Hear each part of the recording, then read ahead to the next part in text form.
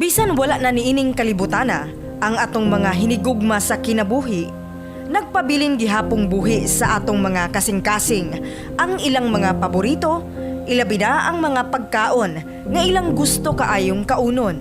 Karong Todos los Santos, dili lang bulak, kandila ang ginadala sa matag pamilya dinhi sa sementeryo. Pati na ang dala nilang halad para sa ilang mga minahal sa kinabuhi.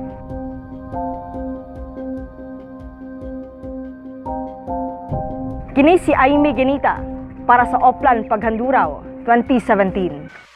Sa tradisyon na gid siya nga kuan nga halaran yun siya kanang birthday niya kundi adlaw sa minatay. Nana man po ang ginabuhat siyang mama pa sa kong mama. Naanda na sa pamilya nila Alice nga maghalad og pagkaon sa pansyon sa ilang inahan matag kalag-kalag.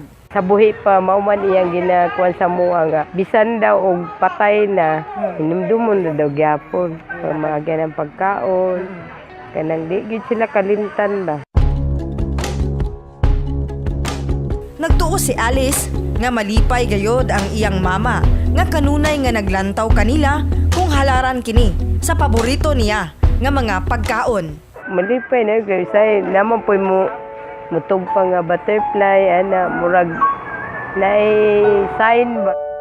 Ang paghinumdom bisan sa simpleng pamaagi dili kini makatupong sa sakripisyo ug pagmahal sa ilang ginikanan diha kanilang 12 ka managsuon. Langga jud na niya kanang wala nami problema surbado niya balag wala siya kaunon nang namuna niyang kwartay at kasamo ka. Ay nagidang gilang ay oo. Lahi na yung inahan. Kaniadto sa buhi pa daw kini iyang mama, naghilak kini katong walay gihalad sa ilang igsuon nga namatay.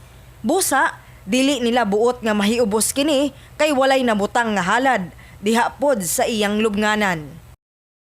Kato mo ang maguwang kay among ihalad ato kay tanduay man kay kung magito'y adlaw nga di mo inom og tanduay og kuan. Saging marang man to iyahang ganahan yun. Dili buot ni Alice nga maputol kini nga tradisyon diha sa ilang pamilya. Ang akong gitudlo sa among mama mo po damo itudlo sa among anak.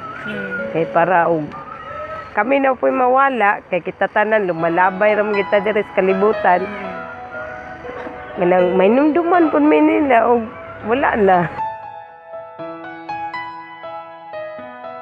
Aimee Genita, Tatak, RMN.